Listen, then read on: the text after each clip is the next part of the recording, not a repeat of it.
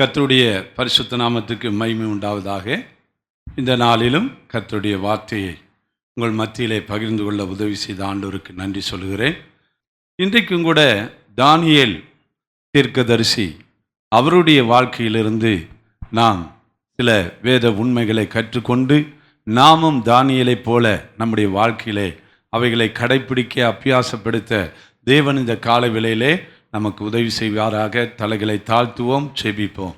சர்வ வல்லமையுள்ள கடவுளே, இரக்கங்களின் பிதாவே, எங்களை தாயின் கருவிலே உருவாகிறதற்கு முன்னமே பெயர் சொல்லி அழைத்து அறிந்திருக்கிறேன் என்று எங்களுக்கு திருவுளம் பற்றுகிற தேவன் ஆண்டவரே, தகப்பனே, நீர்தாமே எங்களை இந்த பூமியிலே ஆண்டவரே கொஞ்ச நாட்கள் உமக்கென்று பரிசுத்தமாய் வாழவும், உமக்கென்று விசுவாச ஜீவியம் செய்யவும், உம்முடைய நாமத்திலே நாங்கள் ஒன்றுபட்டவர்களாய் ஐக்கியம் உள்ளவர்களாய் இருக்கவும், செபிக்கவும், ஆண்டவரை எல்லா விதமான உம்முடைய வெளிப்பாடுகளையும் வரங்களையும் பெற்றுக்கொண்டவர்களாக வாழவும், ஆண்டவரை உமக்கென்று ஓட்டத்தை ஓடி முடிக்கவும் எங்களுக்கு அனுகிரகம் செய்திருக்கிற தேவன், நாங்கள் இந்த வேலையிலே எங்களை தாழ்த்துகிறோம் அப்பா, அர்ப்பணிக்கிறோம்.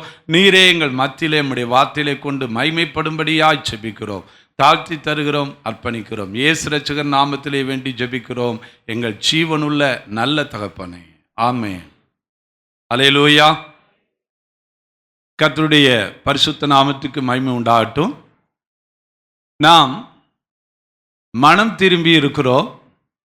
ஆண்டவராகிய இயேசு கிறிஸ்துவை உள்ளத்திலே இரட்சகராக, மீட்பராக, நம்முடைய மணவாளனாக, நம்முடைய ராஜாதி ராஜாவாக ஏற்றுக்கொண்டிருக்கிறோம். மாத்திரமல்ல, அவருடைய வார்த்தைக்கு கீழ்ப்படிந்து அவர் சொல்லக்கூடிய இந்த காரியங்களை விசுவாசத்தோடு கூட அவரை பின்பற்றுகிறவர்களாக, அவருடைய சீசர்களாக, சீசிகளாக வாழ்ந்து கொண்டிருக்கிறோம். அந்தபடி வாழ்வதற்காகவே தேவன் நம்மை அழைத்திருக்கிறார். ஊருக்கு ஒருவனும் வம்சத்துக்கு 2 பேருமாய் நான் உங்களை தெரிந்து கொண்டேன் என்று சொன்ன ஆண்டவர் நம்மை அழைத்திருப்பதின் நோக்கமே அவருக்கென்று வாழ்வதற்காக. அருமையானவர்களே, நம்முடைய வாழ்க்கையிலே மனம் திரும்புதல் ரொம்ப முக்கியமான ஒரு வார்த்தை. நாம் மனம் திரும்பாதபடி எத்தனை காரியங்களை செய்தாலும் இந்த உலகத்திலே அது சன்மார்க்கம் என்று அழைக்கப்படுகிறது. அவர்களும் நிச்சயமாக மோட்சத்துக்குள்ளே பிரவேசிக்கவே முடியாது என்று சொல்லி வேதம் எச்சரிக்கிறது. ஆனபடினாலே நாம் மனம் திரும்பின ஒரு வாழ்க்கையிலே வாழ்கிறவர்களாய் நாம் காணப்பட வேண்டும். இந்த நாளிலே தானியேலினுடைய விண்ணப்பத்தையும் அவருடைய ஜெபத்தையும் குறித்து நாம் தியானிக்க இருக்கிறோம். தானியேல் தீர்க்கதரிசி அவர் ஒரு அரச குடும்பத்திலே, ஒரு பிரபு குலத்திலே பிறந்தவர் என்று சொல்லி பார்க்கிறோம். அவருடைய பெயருடைய ஒரு பொருள் விளக்கம் தேவனே என்னுடைய நீதிபதி என்பதாகும். அவருடைய ஊர் எருசலேம் பட்டணம். ஆனால் அந்த எருசலேமிலே அவர் இருந்தபோது பாபிலோனில் சிறைவாசியாக கொண்டு செல்லப்பட்டவர்.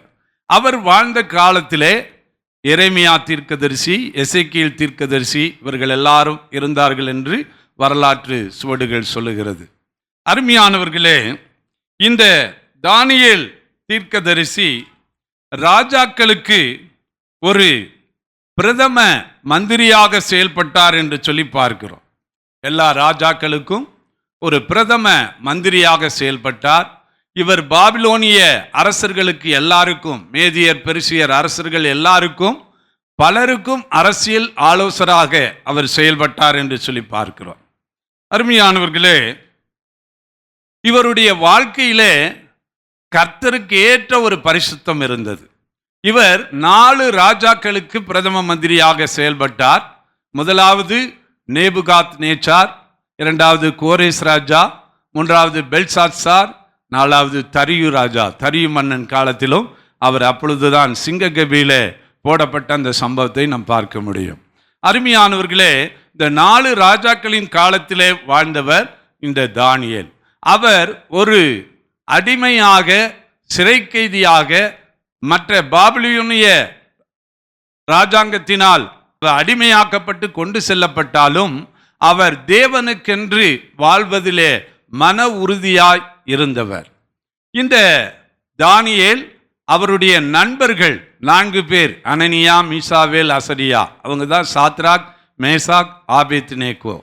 இந்த 4 பேரும் அங்கே சிறை கைதிகளாக கொண்டு செல்லப்பட்ட நிலையிலே அங்குள்ளதான அந்த ராஜா மற்ற தேசங்களிலிருந்து சிறைப்பிடிக்கப்பட்டு வந்த ஒரு சில வாலிபர்களை கண்டு அவர்களுக்குள்ளே ஞானம், புத்தி, அறிவுக்கூர்மை, அவர்களுக்குள்ளே இருக்கக்கூடிய தாளந்துகள், திறமைகள், அவர்களுக்குள்ளே இருக்கக்கூடிய அந்த வல்லமையின் வெளிப்பாடுகளை அறிந்து அவர்களை ஒரு சிலரை தெரிந்து கொண்டு அந்த அரண்மனையிலே 3 வருஷ காலம் மட்டும் அவர்களுக்கு ராஜ போஜனத்தை கொடுத்து அவர்களை வளர்த்து அவர்களை அந்த அரசவையிலே மந்திரிகளாக மாற்ற நினைத்து அவர்களை தெரிந்து கொள்ளும் போது அந்த தெரிந்து கொள்ளுதலிலே இந்த 4 பேரும், தானியேல், சாத்ராக், மேசாக், ஆபேத்நேகோ, இந்த 4 பேரும் அந்த அரசவையிலே அவர்கள் தெரிந்து கொள்ளப்படுகிறார்கள். அப்படி தெரிந்து கொள்ளப்படுகிற அந்த நிலைமையிலே அந்த பிரதானிகளின் தலைவனாக இருக்கக்கூடிய அந்த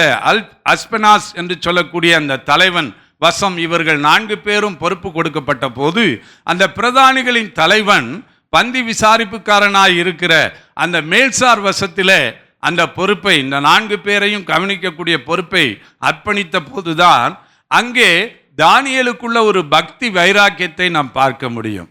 தானியேலின் புத்தகம் 1ஆம் அதிகாரம் 8-9 வசனங்களை நாம் வாசிக்க கேட்கலாம்.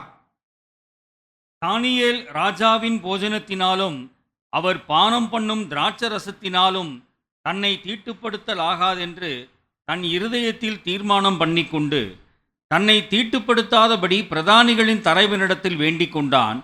தேவன் தானியேலுக்கு பிரதானிகளின் தலைவனிடத்தில் தயவும் இரக்கமும் கிடைக்கும்படி செய்தார். அல்லேலூயா. தன்னை தீட்டுப்படுத்தாதபடிக்கு அவன் வேண்டிக் கொள்வதற்கு முன்னதாகவே அவன் தன் இருதயத்திலே தீர்மானம் பண்ணி கொண்டான். என்ன தீர்மானம்? நம்முடைய இருதயம்தான் நமக்குள்ளே இருக்கக்கூடிய எல்லா காரியங்களையும், எல்லா சரீரத்தின் அவயவங்களுக்கு இந்த இருதயம்தான் கட்டளை கொடுக்கிறதா. இந்த இருதயத்திலே பிறக்கிற தீர்மானம் தான் அங்கே சிந்தைக்கு சென்று சிந்தையின் மூலமாக நம்முடைய செயல்பாடுகளிலே வெளிப்படக்கூடியதாக இருக்கிறது. ஆண்டவர் நம்முடைய இருதயம் எல்லா அவயங்களையும் பார்த்தோம்னா எல்லாம் 2 கொடுத்துருக்கிறார். ஆனால் இருதயம் மட்டும் ஒன்று தான் இருக்குது இல்லையா? நம்முடைய கைகள் 2, கால்கள் 2, கண்கள் 2, இப்படி நிறைய உறுப்புகள்லையும் கூட 2 கொடுத்திருக்கிற ஆண்டவர் இருதயத்தை மட்டும் ஒரே இருதயமாக ஒரே சிந்தையாக இருக்கிறதுக்காக தேவன் கொடுத்திருக்கிற அந்த இருதயம், அந்த இருதயம் ரொம்ப முக்கியமான காரியங்களை தீர்மானிக்கிறது. நம்முடைய தீர்மானம் கர்த்தருக்கென்று ஒரு பக்தி வைராக்கியம் உள்ள தீர்மானமாக இருக்க வேண்டும். தானியேல் அந்த இடத்துல அவன் ஒன்றும் செய்ய முடியாதவனாக, அங்கே சொல்லப்படுகிற கட்டளைகளுக்கு கீழ்ப்படியக்கூடியவனாக இருந்தாலும் தன்னுடைய சரீரம் தேவனுக்குரியது, தன்னுடைய சரீரம் தேவனுடைய ஆலயமாய் இருக்கிறது என்பதை அறிந்து அவன் அந்த ராஜ போஜனத்தினாலே தன்னை தீட்டுப்படுத்தக்கூடாது என்று எண்ணி அவன் வைராக்கியமாக அந்த இடத்துல பிரதானிகளின் தலைவனிடத்தில் வேண்டிக் கொள்ளுகிறான். அவனுடைய வேண்டுதல் என்ன, விண்ணப்பம் என்ன? எங்களுக்கு இந்த ராஜபோஜனம் தேவையற்றது, எங்களுக்கு சாதாரண ஒரு பருப்பு சாப்பாடு, ஒரு கீரை வகைகள் கொடுத்தால் போதுமானது என்று சொல்லக்கூடிய அந்த விண்ணப்பத்தை, அந்த வேண்டுதலை அவன் அந்த பிரதானிகளின் தலைவனிடத்திலே, அந்த பந்தி விசாரிப்புக்காரனிடத்திலே அவன் வைக்கிறதை பார்க்கிறோம். தேவன் அவனுக்கு இரக்கம் செய்தார் என்று சொல்லி பார்க்கிறோம். அருமையானவர்களே, நம்முடைய இருதயத்திலே தீர்மானம் மிகவும் முக்கியமானது.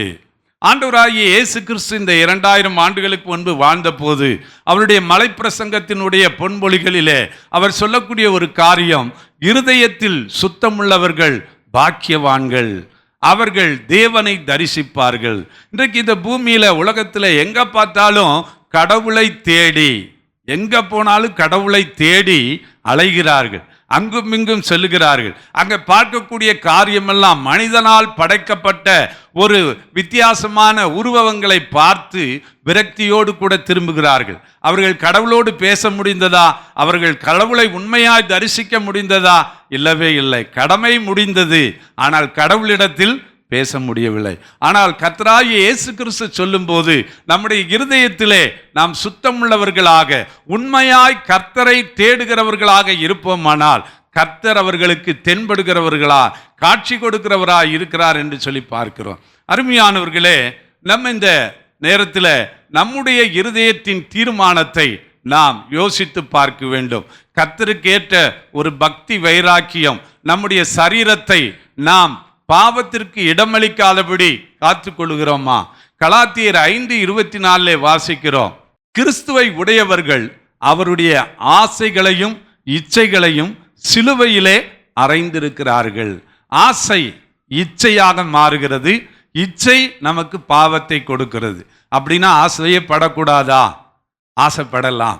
நம்ம திடீர்னு வீட்டில் இருந்தோம், இன்னைக்கு ஒரு பிரியாணி சாப்பிட்டா நல்லா இருக்குமே அப்படின்னு நினைக்கிறது அந்த ஆசை தவறல்ல, சாப்பிடலாம். நம்ம நினச்சிட்டு இருக்கும்போது நம்ம பக்கத்து வீட்டில் இருந்து யாரோ ஒருத்தர் பிரியாணி கொண்டு வந்து கொடுத்தாங்கன்னா அது எவ்வளவு சந்தோஷம். ஆண்டவருக்கு நன்றி சொல்லுவோம், ஆண்டவரே நான் இருதயத்தில் நினச்சேன், என் ஆசையை நீங்கள் என்ன செஞ்சீங்க, நிறைவேற்றினீங்க. ஆனால் அந்த ஆசை இச்சையாக மாறக்கூடாது, அளவுக்கு மீறுதலாக. அது இச்சையாக மாறும்போதுதான் பாவம் பிரவேசிக்கிறது. பாவம் நம்முடைய வாழ்க்கையிலே மரணத்தை கொண்டு வருகிறது, நித்திய மரணத்தை கொண்டு வருகிறது. அருமையானவர்களே, ஆதியிலே தேவன் மனிதனை படைத்த போது தேவ சாயலாக படைத்து அவர்களை தேவனுக்குரியவர்களாக ஆளுகை செய்கிறவர்களாக ஆண்டு கொண்டு நடத்துதலாக வைத்த போது ஏவாளுக்குள்ளே அந்த இச்சைதான் அவளை பாவம் செய்ய தூண்டியது. அந்த பாவம் பின்பு எல்லா மனிதரும் பாவம் செய்து தேவ மகிமை அற்றவர்கள் ஆனார்கள் என்று வேதம் சொல்லுகிற வார்த்தைக்கு இடமளிக்கிறதாய் மாறி போனது. அருமையான தேவனுடைய பிள்ளைகளே, பாவம் நம்முடைய சரீரங்களை ஆளாதபடிக்கு நம்மை காத்து கொள்ள வேண்டும். அதற்கு நம்முடைய இருதயத்திலே தீர்மானம் அவசியமாயிருக்கிறது. பிரியமான தேவனுடைய பிள்ளைகளே, நாம் வாசிக்கிறோம் ரோமருக்கு எழுதின நிருபம் 6:12 வாசிக்கிறோம், ஆகையால் நீங்கள் சரீர இச்சைகளின்படி பாவத்திற்கு கீழ்ப்படியத்தக்கதாக சாவுக்கேதுவான உங்கள் சரீரத்தில் பாவம் ஆளாதிருப்பதாக. புதிய பாட்டில் 213 இருக்குது. சாவுக்கேதுவான சரீரம். இன்னைக்கு உலகத்தில் எல்லாரும் சொல்றது என்ன தெரியுமா? மண்ணோட மண்ணா மக்கி போற இந்த சரீரம் என்ன கொடுக்கப்பட்ட இந்த நாட்களில் எல்லாத்தையும் என்ன செய்யணுமா? ஆண்டு அனுபவிக்கணும். அப்படிதான் மனிதனுடைய எண்ணங்கள் சிந்தைகள் தென்படுகிறது. ஆனால் வேதம் சொல்லுகிறது, நம்முடைய ஆண்டவர் சொல்லுகிறார், சாவுக்கேதுவான உங்கள் சரீரங்களை சாவாமையுள்ள சரீரமாக நித்தியமான உயிர்த்தெழுதலின் சரீரமாக அதை மாற்ற வல்லவராயிருக்கிற தேவன். ஆனபடியினால்தான் இந்த சாவுக்கு ஏதுவான இந்த சரீரம் ஒரு நாள் சாவாமையை தரித்து கொள்ள போகிறது. ஏனென்றால் தேவன் நமக்குள்ளே வாசமாயிருக்கிறார், தேவனுடைய ஆவியானவர் நமக்குள்ளே வாசமாயிருக்கிறார் என்கிற அந்த உணர்வோடு கூட சிந்தையோடு கூட தேவன் சரியென்று சொல்லக்கூடிய அந்த காரியங்களை மாத்திரம் நம்முடைய சரீரம் ஏற்றுக்கொள்வதாயும் தேவன் அனுமதிக்காத காரியங்களை நம்முடைய சரீரம் விளக்கக்கூடியதாயும் காணப்பட வேண்டும். தானியேலுடைய வாழ்க்கையிலே இந்த காரியம் அவருடைய இருதயத்திலே தீர்மானமாயிருந்தது. அவன் தன்னை தீட்டுப்படுத்தக்கூடாது என்று தன்னை மாத்திரமல்ல தன்னுடைய சகோதரர்களுக்காகவும் சேர்ந்து அந்த விண்ணப்பத்தை வைக்கிறதை பார்க்கிறோம். அருமையானவர்களே, நம்முடைய வாழ்க்கையிலே நாம் எடுக்கிற தீர்மானம் எப்படிப்பட்டதா இருக்கிறது? ரோமர் 12:1 நாம் வாசிக்கிறோம், அப்படி இருக்க சகோதரரே, நீங்கள் உங்கள் சரீரங்களை பரிசுத்தமும் தேவனுக்கு பிரியமான ஜீவ பலியாக ஒப்பு கொடுக்க வேண்டும் என்று தேவனுடைய இரக்கங்களை முன்னிட்டு உங்களை வேண்டிக் கொள்கிறேன். இதுவே நீங்கள் செய்யத்தக்க புத்தியுள்ள ஆராதனை. நாம் ஜீவ பலியாக நம்முடைய சரீரங்களை தேவனுக்கு அர்ப்பணித்து ஆராதனை செய்ய வேண்டும். நாம் எப்படி வேணுமானாலும் வாழ்ந்து கொள்ளுவேன், ஆனால் ஞாயிற்றுக்கிழமை ஆராதனையில வந்து பங்கு பெற்று பயபக்தியோடு அவரை ஆராதித்து விட்டு பிறகு வெளியில் சென்று எப்படி வேண்டுமானாலும் என்னுடைய சரீரத்தை நான் எப்படி எனக்கு இருக்க இஷ்டமோ அப்படி பயன்படுத்திக் கொள்ளுவேன் என்று சொல்கிற வாழ்க்கை தேவனுக்கு செய்கிற புத்தியுள்ள ஆராதனையாக அது இருக்கவே முடியாது. அருமையான தேவனுடைய பிள்ளைகளே, தேவன் நம்முடைய சரீரத்திலே வாசமாயிருக்கிறார். நம்முடைய சரீரத்தை அவர் தேவனுடைய ஆலயம் என்று குறிப்பிடுகிறார். 1 கொரிந்தியர் 3ஆம் அதிகாரம் 16-17 வசனங்களை நாம் வாசிக்கிறோம். பழைய புதிய ஏற்பாட்டில் 229ஆம் பக்கத்திலே, நீங்கள் தேவனுடைய ஆலயமாய் இருக்கிறீர்கள் என்றும் தேவனுடைய ஆவி உங்களில் வாசமாய் இருக்கிறார் என்றும் அறியாதிருக்கிறீர்களா? ஒருவன் தேவனுடைய ஆலயத்தை கெடுத்தால் அவனை தேவன் கெடுப்பார். தேவனுடைய ஆலயம் பரிசுத்தமாய் இருக்கிறதே, நீங்களே அந்த ஆலயம். CHUR அதான் ஆங்கில வார்த்தை. சர்ச் என்றால், தேவனுடைய ஆலயம் என்றால் நீங்கள் ஒவ்வொருவரும் அவருக்கு ஆலயமாய் இருக்கிறீர்கள். அருமையான தேவனுடைய பிள்ளைகளே, தானியேலுடைய தீர்மானம் உங்களுடைய தீர்மானமாய் இருக்கிறதா? ஒருவேளை பாருங்க, நாம் ஒரு இடத்துல ஒரு அடிமையாய் இருப்போமானால் அந்த கட்டளைக்கு கீழ்ப்படிய நாம் இசைந்து விடுவோம். யோசேப்பின் வாழ்க்கையில அவன் ஒரு அடிமையாக அந்த போத்திபாரின் வீட்டில் இருந்த போது கூட அவன் தன்னுடைய பரிசுத்தத்தை காத்து கொண்டான் என்று சொல்லி பார்க்கிறோம். இவ்வளவு பெரிதான இந்த பொல்லாப்பை, பாவத்தை தேவனுக்கு விரோதமாய் நான் செய்வது எப்படி என்ற கேள்வியை வைக்கிறதை பார்க்கிறோம். தானியேலும் அதே சிந்தையோடு கூட, அதே இருதயத்தின் நினைவோடு கூட, அதே தீர்மானத்தோடு கூட அந்த பிரதானிகளின் தலைவனிடத்தில் அவன் வேண்டிக் கொள்வதை நாம் பார்க்க முடிகிறது. அருமையான தேவனுடைய பிள்ளைகளே, ஆண்டவருடைய வார்த்தை இப்படியாய் சொல்லுகிறது, நான் பரிசுத்தர், ஆகையால் நீங்களும் பரிசுத்தராயிருங்கள். அப்போஸ்தலனாகிய பேதுரு தன்னுடைய 1ஆம் நிருபத்தில் இதை குறித்து வலியுறுத்தி சொல்லும் போது, நான் பரிசுத்தர், ஆகையால் நீங்கள் உங்கள் நடக்கைகள் எல்லாவற்றிலும் பரிசுத்தராய் இருங்கள் என்று எழுதியிருக்கிறதே என்று சொல்லி சுட்டி காண்பிக்கிறார். அருமையான தேவனுடைய பிள்ளைகளே, ஒரு விசை நாம் யோசித்து பார்க்கலாமா? இந்த கால வேளையில, ஆண்டவரே நான் ஆலயத்துக்கு வந்துட்டு தான் இருக்கிறேன் ஆண்டவரே, ஆனாலும் இன்னும் என்னை ஆட்கொண்டிருக்கிற ஏதோ ஒரு சிறிய பாவம், ஏதோ ஒரு சின்ன பாவம் என்னை ஒட்டிக்கிட்டே இருக்கு, என்னால் விட முடியல. இதெல்லாம் ஒரு பெரிய பாவமா? இதை காட்டிலும் எத்தனையோ பேர் எத்தனையோ பாவத்தில் இருக்கிறாங்க. அவங்களாம் நல்லா பாட்டு பாடுறாங்க, ஆராதனையெல்லாம் நடத்துகிறாங்க அப்படின்னு அவங்கள சரி கட்டி அவர்களை பார்த்து நீங்கள் விழுந்து போவீர்களானால் நிச்சயமாக கர்த்தர் கடைசி நாளிலே உங்களுடைய பாவம் உங்களை தொடர்ந்து பிடிக்கும். நீங்கள் நிச்சயமாக அவருடைய ராஜ்யத்துக்குள்ள பிரவேசிப்பது என்பது அது ஒரு கடினமான காரியமாய் மாறிவிடும். ஆனபடினால இந்த கால வேளையில, ஆண்டவரே ஒரு நிமிஷம் என்னை நான் அர்ப்பணிக்கிறேன் என்று சொல்லுவோம்மா.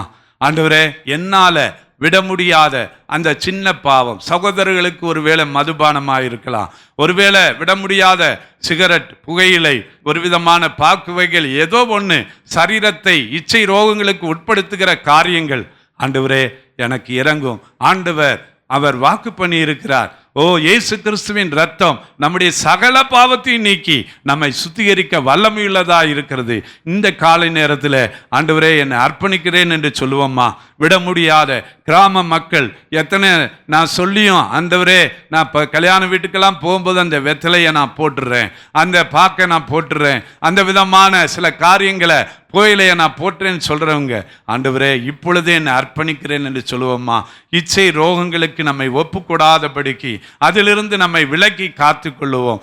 தேவன் பரிசுத்தம் உள்ளவராயிருக்கிறார். அந்த பரிசுத்தம் உள்ள தெய்வத்தை ஆராதிக்கிற நாம் பரிசுத்தம் உள்ளவர்களாய் பரிசுத்த அலங்காரத்தோடு நாம் அவரை தொழுது கொள்ள வேண்டும் என்று எதிர்பார்க்கிறார். நாம் சொல்லுவோமா, ஆண்டவரே நீர் என்னை மன்னியும், நீர் என்னை இந்த காரியத்திலிருந்து இன்றைக்கே எனக்கு விடுதலை தாரும். ஒருவேளை விட முடியாத கோபம், விட முடியாத எரிச்சல், பக்கத்தில் உட்கார்ந்துருக்கவங்களை மன்னிக்க முடியாத நிலைமை, யோசிங்க. ஆண்டவருக்கு ஒரு நிமிஷம் உங்களை அர்ப்பணிங்க. ஆண்டவரே எனக்கு விட்டுவிட எனக்கு உதவி செய்யும். ஆவியானவர் உங்களுக்கு உதவி செய்ய வல்லவராக இருக்கிறார். இந்த காலை நேரத்தில் நாளைக்கு என்பது அல்ல ஆண்டவர் சொல்லுகிறார். ஒரு அழகான பெண்மணி, அழகமாக நடனம் ஆடுகிற பெண்மணி, அவள் நினைத்தால் ஒரு நாள் சத்தியம் வார்த்தை கடந்து வந்தது. அவள் இருதயத்தில் தீர்மானம் பண்ணினாள், தன்னை முன் வரிசையிலே போய் ஆண்டவருக்கு அர்ப்பணித்தாள். அர்ப்பணித்து முடித்த அவளுக்குள்ளே ஒரு எண்ணம், இன்றைக்கு ராத்திரி நான் ஆட வேண்டிய அந்த நடனம், அந்த நடனத்தை முடித்துவிட்டு நாளைக்கு இயேசுவை ஏற்றுக்கொள்கிறேன் என்று சொல்லி அவள் திரும்பி போய்விட்டாள். அர்ப்பணித்த அவள் அன்றைக்கு ராத்திரி அந்த நடனத்தோடு கூட படுக்கைக்கு சென்றவள் காலையிலே எழுந்திருக்கவே முடியவில்லை. அவளை மரணம் சந்தித்தது. அருமையான தேவனுடைய பிள்ளைகளே, ஆண்டவரே நான் என்னை அர்ப்பணிக்கிறேன் என்று சொல்லுவோம்மா. உள்ளத்தின் ஆழத்திலிருந்து ஆண்டவரே என்னை மன்னியும் என்று சொல்லி கேட்போம்மா.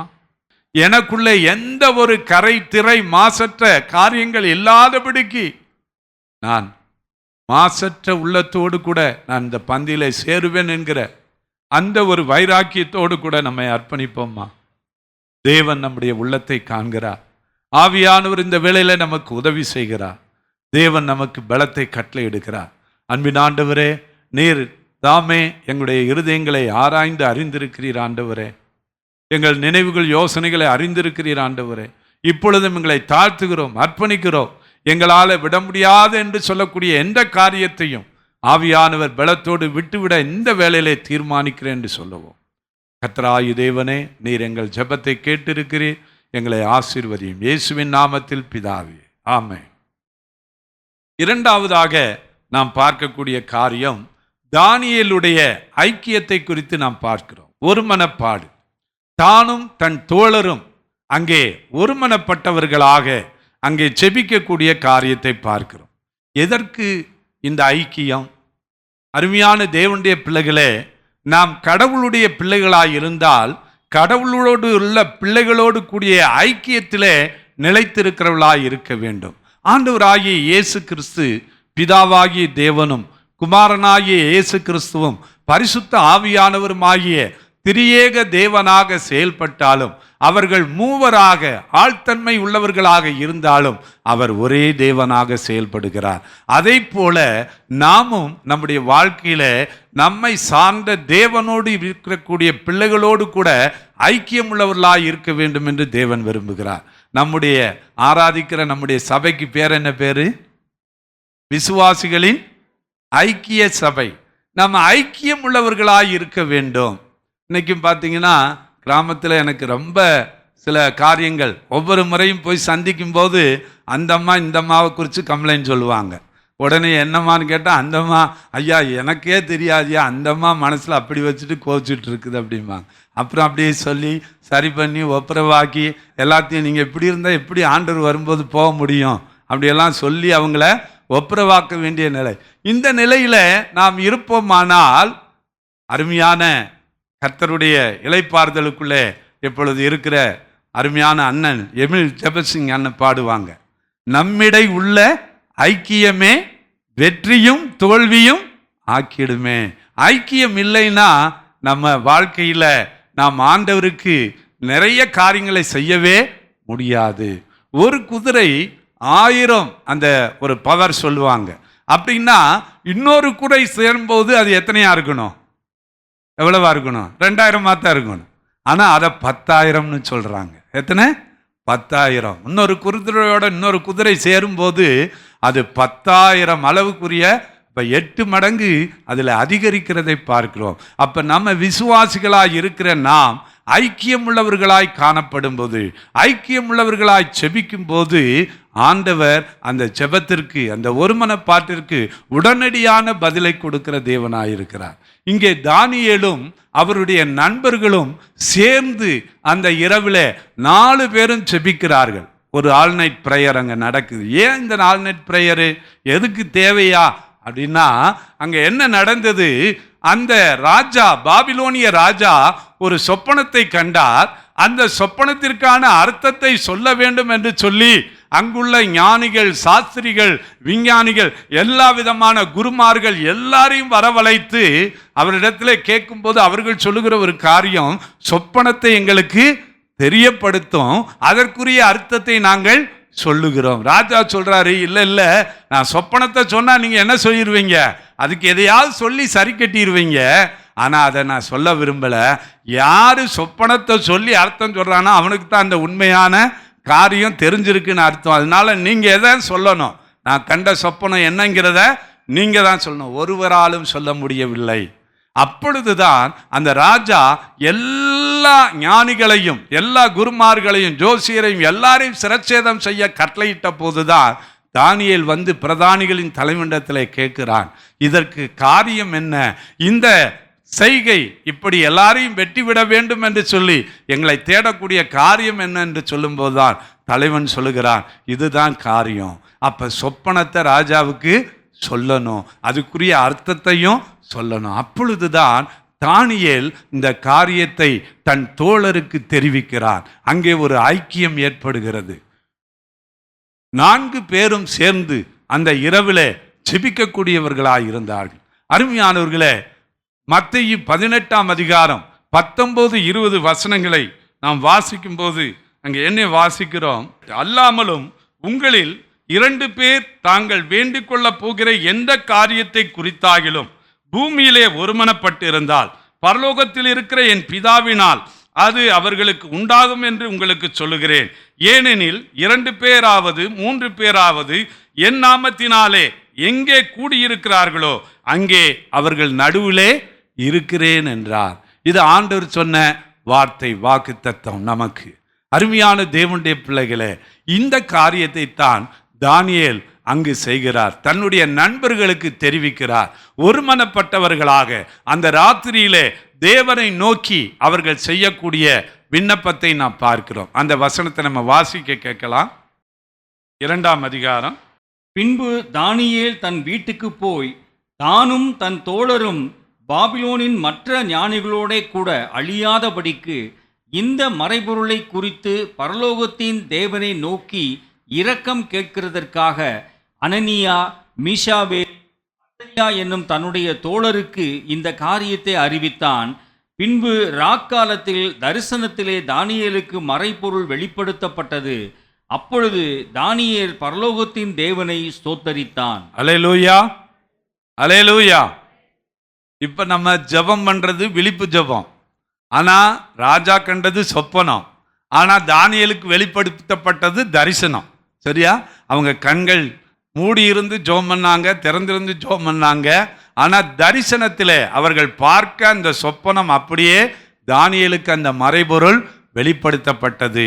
ஒரு பொன்னால் ஆன சிலை, தலை தங்கமும், கைகளும் மார்பும் வெள்ளியும், வயிறு இந்த பகுதியெல்லாம் வெண்கலமும், அடுத்து பார்த்தீங்கன்னா பாதி இரும்பு பாதி களிமண், பாதங்கள் மட்டும் வெறும் மண்ணாயிருந்ததுன்னு சொல்லி பார்க்கிறோம். ஒரு கைகளால் பெயர்க்கப்படாத கல், அது உருண்டு வந்து அதை எல்லாவற்றையும் நிக்கிரமாக்கியது என்பதுதான் அந்த சொப்பனத்தினுடைய அந்த விளக்கமாயிருந்தது. அந்த மறைபொருள் தானியேலுக்கு வெளிப்படுத்தப்பட்ட போது அந்த மறைபொருளை ராஜாவுக்கு சொன்னதுமன்றி அதற்குரிய விளக்கத்தையும் அவர் சொல்லும்போது அங்கே இருக்கக்கூடிய எல்லா ஞானிகளை பார்க்கிலும் அவர் தான் அங்கே பிரதம மந்திரியாக அங்கே செயல்படுகிறார். அருமையான தேவனுடைய பிள்ளைகளே, நம்முடைய ஒருமனப்பாடு, நம்முடைய ஐக்கியம் எப்படி இருக்கிறது? எனக்கெல்லாம் அவங்க பிடிக்கவே பிடிக்காது, அவங்ககிட்ட அதெல்லாம் எனக்கு வேண்டவே வேண்டாம், அப்படிப்பட்ட நிலை இல்லாதபடி தேவனுடைய பிள்ளைகளோடு கூட சேர்ந்து ஐக்கியம் உள்ளவர்களாய், ஒருமனப்பட்டவர்களாய், செபிக்கிறவர்களாய். நமக்கு தனி ஜெபம் ரொம்ப அவசியம்தான்.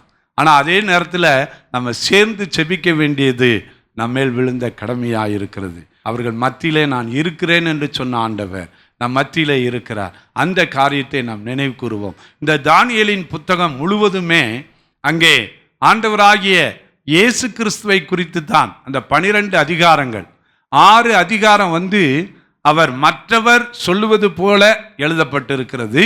இன்னொரு பிற்பகுதியில் உள்ள 6 அதிகாரங்கள் தானியேல் நேரடியாக நமக்கு சொல்லுவது போல அங்கே இருக்கிறது. அதில் 3 முக்கியமான காரியத்தை நம்ம பார்க்குறோம்.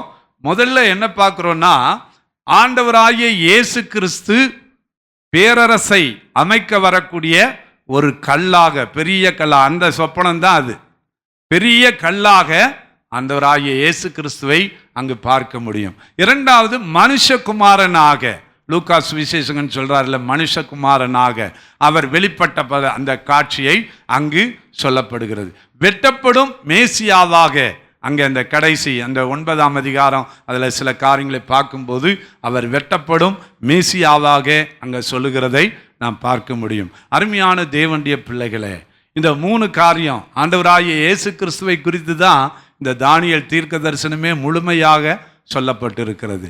அருமையான தேவனுடைய பிள்ளைகளே, நாம் நம்முடைய ஐக்கியத்தை எப்படி வைத்திருக்கிறோம்? நமக்கென்று ஒரு குறிப்பிட்ட வரையறை அல்ல. தேவனுடைய பிள்ளைகள் யாராயிருந்தாலும் அவர்களோடு சேர்ந்து செபிக்க ஒருமனப்பட்டவர்களாய் ஆண்டவரத்தில் கேட்கும்போது தேவன் நம்முடைய செபங்களுக்கு பதில் கொடுக்கிற தேவனாயிருக்கிறார். 3ஆவதாக நாம் பார்க்கிறோம், தானியேலுடைய செபத்தை குறித்து நாம் பார்க்கிறோம்.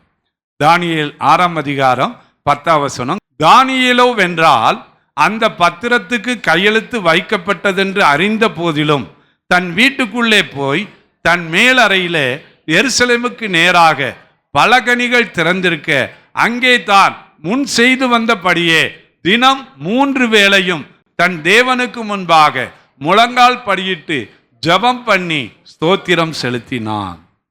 அருமையான தேவனுடைய பிள்ளைகளே, ஒருவேளை நம்முடைய இந்திய தேசத்தில் வட மாநிலங்களில் இந்த நிலை இருக்கிறது. செபிக்கக்கூடாது, ஆராதனை நடத்தக்கூடாது, கட்டாய மதமாற்று தடை சட்டம் அப்படியெல்லாம் சில இடங்களில் இருக்கிறது. எல்லா பகுதியிலையும் இல்லை, ஒரு சில பகுதிகளில் அப்படி இருக்கிறது, சில மதவாதிகள் இருக்கிற இடங்களில். ஆனால் நம்முடைய தமிழ்நாட்டிலையும் ஒரு சில இடங்களில் இப்படி சில மதவாதிகள் கலகம் செய்கிறாங்க. ஆனால் ஒருவேளை நம்முடைய இந்திய தேசம் முழுவதும் இப்படிப்பட்ட ஒரு நிலை வருமானால் நம்ம எப்படி ஜெபம் பண்ணுவோம்? அன்றைக்கு சோவியத் யூனியன், ரஷ்யா முழு தேசமாக இருந்தபோது, இன்னைக்கு எல்லாம் பிரிஞ்சிருச்சு. அன்றைக்கு ஒன்றாய் இருந்த போது அங்கே நடந்த கொடுமைகள், யாரும் கிறிஸ்தவர்களாக இருக்க முடியாது, யார் வீட்லையும் ஒரு வேதாகமம் கூட இருக்க முடியாது. அப்படி ஏதாவது மறைவாய் அங்கே உள்ளே இருந்து கண்டுபிடிச்சாங்கன்னா அவங்க அப்படியே இது பண்ணப்பட்டு விடுவாங்க. அவங்க வீடு அப்புறம் எங்கே இருந்துச்சுன்னே தெரியாது. அந்த அளவுக்கு ரொம்ப மோசம். அப்படிப்பட்ட நிலையிலே அவர்கள் கீழே வானத்தை கிணறு தோண்டுவது போல தோண்டி அந்த புதை குழிகளுக்குள்ளே போய் அங்கே ஆராதனை நிலைத்து அங்கே ஜெபமணிய அந்த நாட்கள் எல்லாம் சரித்திரத்தில் சொல்லப்படுகிறது. ஒருவேளை நமக்கு அப்படிப்பட்ட நிலை வந்தால் நாம் என்ன செய்வோம்? ஜெபம் பண்ணுறதை நிறுத்திடுவோமா? ஆனால் தானியேல் நமக்கு முன் உதாரணமாக இருக்கிறார்.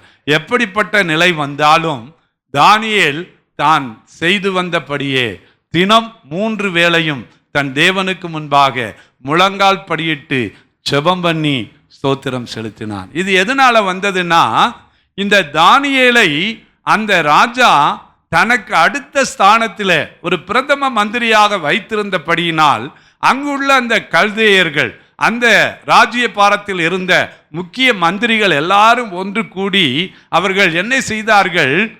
இந்த தானியேலை குற்றப்படுத்த வேண்டுமானால் நாம் அவனுக்குரிய தேவனுக்குரிய காரியத்திலே அன்றி வேற எந்த காரியத்திலும் அவனை குற்றப்படுத்த முடியாது. அதற்காக நாம் பழைய என்ன காரியம், ராஜாங்க பழைய காரியங்களை நம்ம புரட்டி பார்ப்போம்னு சொல்லி எல்லாத்தையும் தேடி ஒரு காரியத்தை கண்டுபிடிச்சாங்க. அதில் அந்த ராஜாக்களுக்கு உள்ள ஒரு காரியத்தில் என்னன்னா, ஒரு 30 நாட்கள், ஒரு மாதம் ராஜாவை தவிர வேற எந்த தெய்வத்தையும் வணங்கக்கூடாது, ராஜாவை தான் வணங்கணும். அந்த 30 நாளும் அவங்க கடவுள் என்று சொல்லக்கூடிய எந்த ஒரு காரியத்தையும் வணங்கவே கூடாது. பார்த்தீங்கன்னா, ஆண்டவராகிய இயேசு கிறிஸ்துவை அவர்கள் சிறைப்பிடித்து கொண்டு வந்து நிறுத்தின போது நிறைய சாட்சிகளை தேடினாங்களாம். ஒரு சாட்சியும் அகப்படவில்லை. என்ன சாட்சி அகப்பட்டதுன்னா, இவன் தேவனுடைய ஆலயத்தை இடித்து போடுங்கள் என்று சொன்னான், ஆனால் 3 நாளைக்குள்ளே எழுப்புவேன் என்று சொன்னான். இந்த காரியத்தில் தான் ஆண்டவராகிய இயேசு கிறிஸ்துவை அவர்கள் குற்றப்படுத்த முடிந்தது. அதே போல தானியேலுக்கும் தேவனுக்குரிய காரியம், அவர் 3 வேளையும் ஜெபம் பண்ணிய அந்த காரியத்தை அவர்கள் கொண்டு சென்ற போது அதற்குரிய ஒரு தாக்கீது என்னவென்றால், அப்படி மீறி ஜெபம் செய்கிறவர்கள், கடவுளை தொழுது கொள்கிறவர்கள் சிங்க கபியிலே போடப்பட வேண்டும். இந்த தாக்கீது மாற்றப்படக்கூடாத ஒரு சட்டமாக அவர்கள் அதை சொல்லி முடிவெடுத்து அந்த ராஜா தரியும் மன்னன் அதற்கு சீல் வைத்த போதுதான் அப்ப தானியேல் 3 வேளையும் செபிக்கிறார். அந்த காரியத்தை சொல்லி அவர்கள் சிங்க கபியிலே அவரை அடைத்து விடுகிறார். பாருங்க, நம்முடைய வாழ்க்கையில தனி ஜெபம் ரொம்ப அவசியம். தேவனை தேடுகிற காரியம், யாருக்குமே தெரியாத நிலைமையில என்னுடைய இருதயம், என்னுடைய மனது யாரை சார்ந்திருக்கிறது, எல்லாரும் பார்க்கும்போது நானும் கரங்களை தூக்கி ஆராதிக்கலாம், எல்லாரும் ஜெபிக்கும் போது நானும் ஜெபிக்கலாம். ஆனால் தனிப்பட்ட முறையில் என்னுடைய இருதயம் யாரை நோக்கி இருக்கிறது? அந்தரங்க வாழ்க்கையில் பார்க்கும்போது நாம் தேவனை தேடுகிறவர்களாக இருக்கிறோமா? தானியேலுடைய வாழ்க்கையில் அவர் 3 வேளை எப்பொழுதும் ஜெபிக்கிறவராக இருந்தார். அந்த ஜெபம் நிறுத்தப்படவே இல்லை. அருமையானவர்களே, நாம் இந்த வேத பகுதியிலே பார்க்கக்கூடிய காரியம், நாம் ஜெபம் பண்ணுகிறதுல உறுதியாய் தரித்திருக்க வேண்டும். எப்படிப்பட்ட காரியங்கள், எப்படிப்பட்ட இடையூறுகள், எப்படிப்பட்ட முக்கியமான வேலைகள் நமக்குள்ளே இருந்தாலும் அதன் மத்தியில முதலாவது தேவனுடைய ராஜ்யத்தையும் அவருடைய நீதியையும் தேடுங்கள். அப்பொழுது இவைகளெல்லாம் நமக்கு எதெல்லாம் முக்கியம்னு இருக்குதோ அது எல்லாம் நம்ம செபிக்கும் போது அது எல்லாமே ஆட்டோமேட்டிக்காக சரியாய் நமக்கு வந்து அமையக்கூடியதாய் காணப்படும். அருமையான தேவனுடைய பிள்ளைகளே, நம்முடைய ஜெபம் தானியேலுடைய ஜெபமாக இருக்க வேண்டும். கடைசியாக நம்ம பார்க்கிற 4வது காரியம், தானியேலுடைய விசுவாசத்தை நாம் பார்க்கிறோம். தானியேலுடைய விசுவாசம், முதல் அதிகாரம் 12, 13, 20 வசனங்களை நம்ம வாசிக்க கேட்கலாம். 10 நாள் வரைக்கும் உமது அடியாரை சோதித்து பாரும். எங்களுக்கு புசிக்க பருப்பு முதலான மரக்கறிகளையும் குடிக்க தண்ணீரையும் கொடுத்து எங்கள் முகங்களையும் ராஜ போஜனத்தில் புசிக்கிற வாலிபருடைய முகங்களையும் ஒத்துப்பாரும். பின்பு நீர் காண்கிறபடி உமது அடியாருக்கு செய்யும் என்றான்.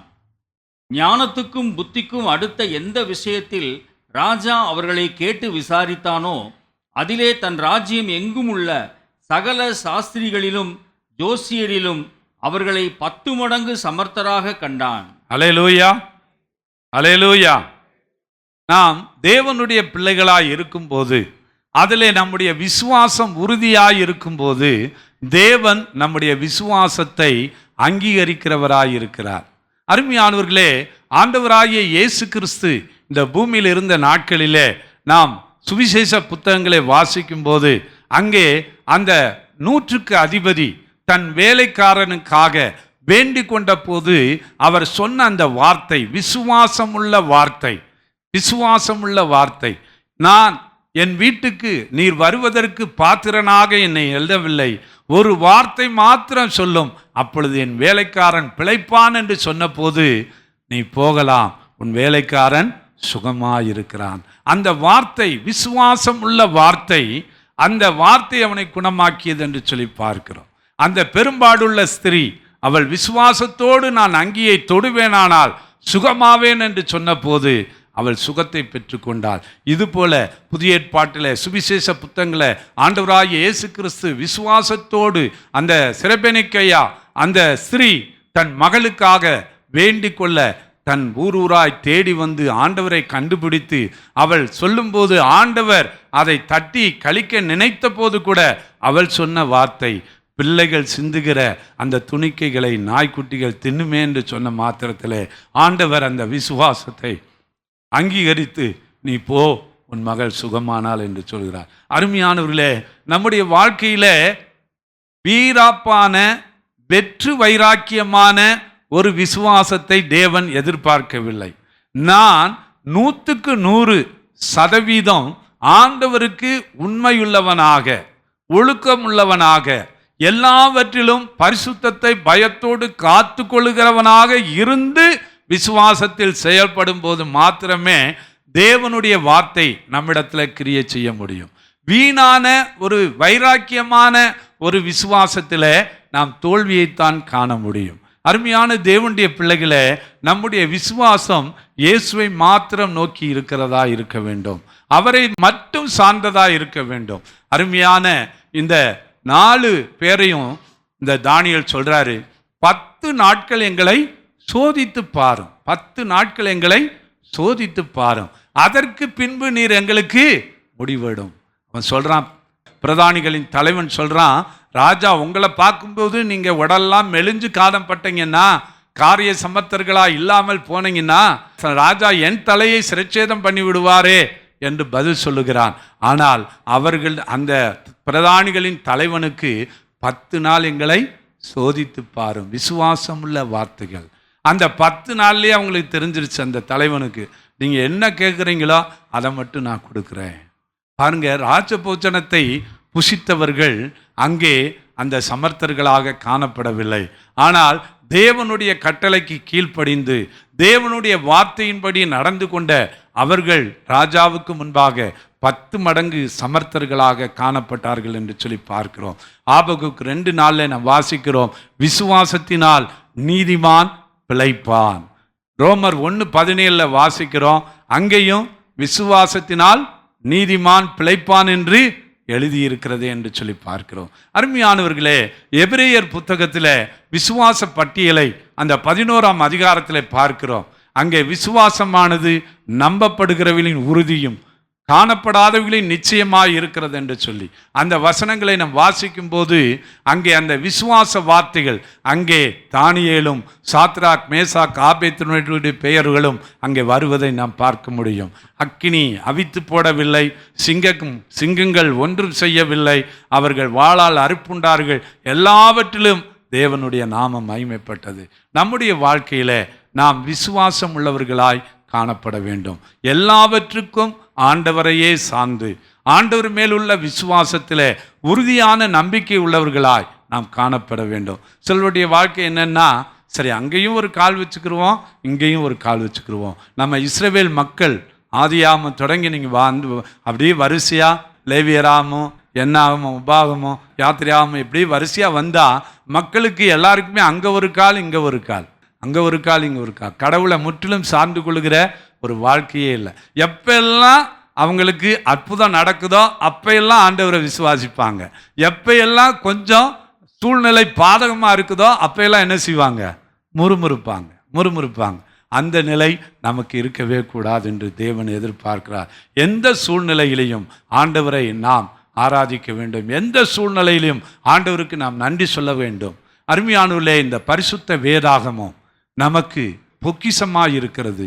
அது கடவுளுடைய வார்த்தையாக இருக்கிறது. இதில் அநேக சம்பவங்கள் சரித்திரங்கள் சொல்லப்பட்டாலும் எல்லாம் தேவனால் அங்கீகரிக்கப்பட்டு அது பரிசுத்த மனிதர்களால் பரிசுத்தமாய் ஆக்கப்பட்டு நமக்கு எழுதி கொடுக்கப்பட்ட வார்த்தைகள். இந்த வார்த்தைகள் கடந்த காலத்துக்கும் சரி, இப்பொழுது நடந்து கொண்டிருக்கிற காலத்துக்கும் சரி, இனி ஆண்டவருடைய வருகை எவ்வளவு தாமதித்தாலும், எத்தனை காலங்கள் இன்னும் உருண்டு ஓடினாலும், அத்தனை காலத்திற்கும் இந்த பரிசுத்த தேவனுடைய வார்த்தை, ஆண்டவராகிய இயேசு கிறிஸ்து எப்படி நேற்றும் இன்றும் என்றும் மாறாதவராய் இருக்கிறாரோ அந்தபடி இந்த வார்த்தைகள் மாறாததாக இருக்கிறது. அன்றைக்கு நம்முடைய தகப்பனார் தாயார் நம்முடைய தாத்தாக்கள் முன்னோர்கள் வாழ்ந்த காலத்தில் இருந்த காரியங்கள் இன்றைக்கு இல்லவே இல்லை.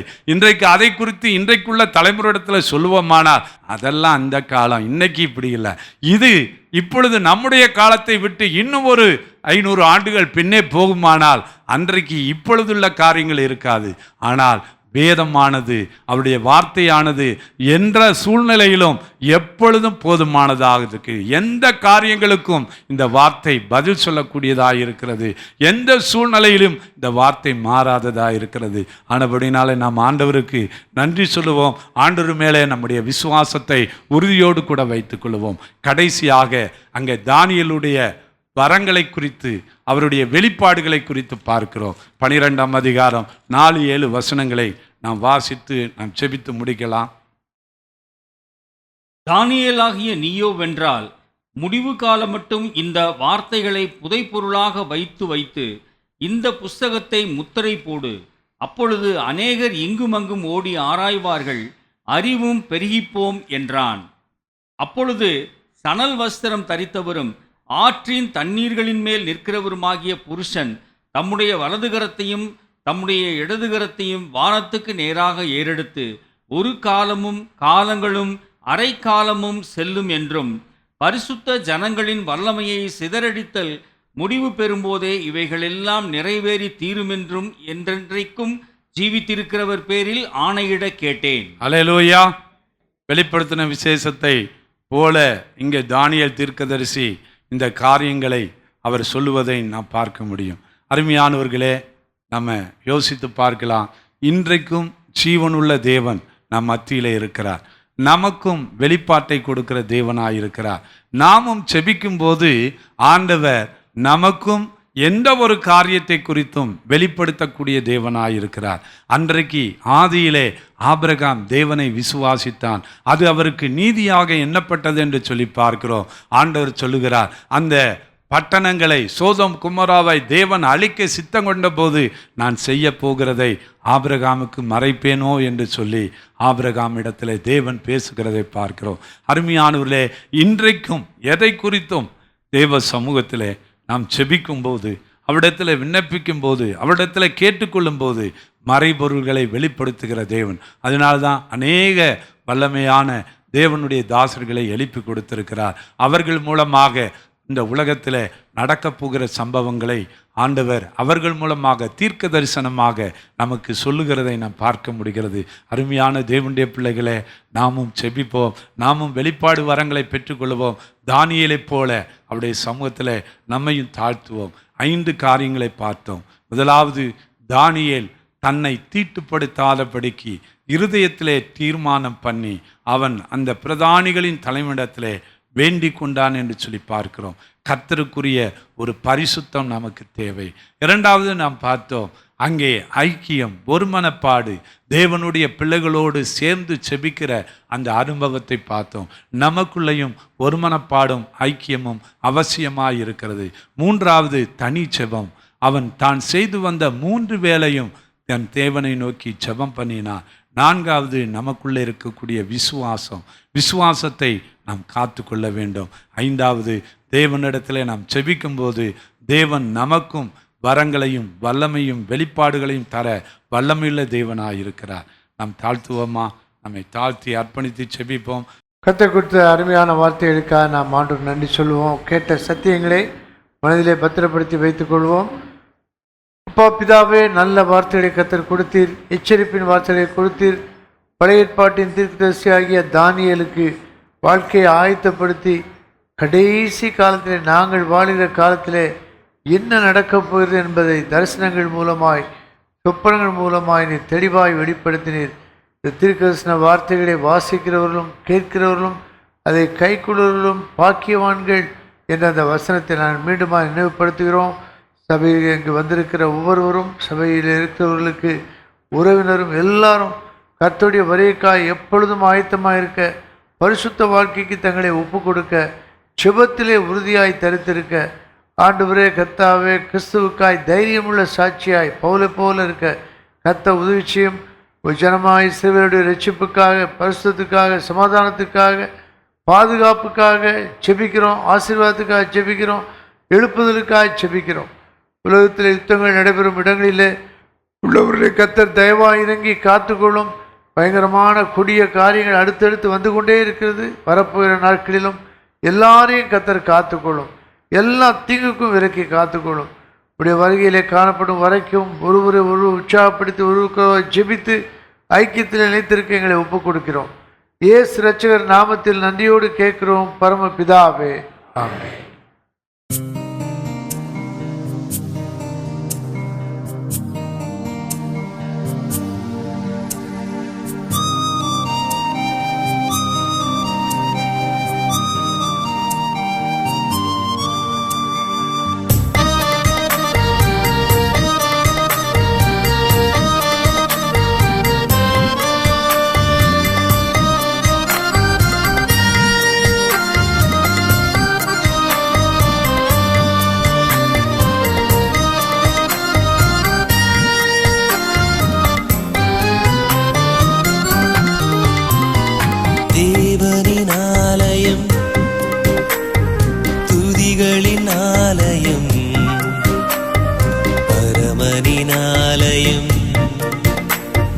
பரிசுத்த ஆலயம்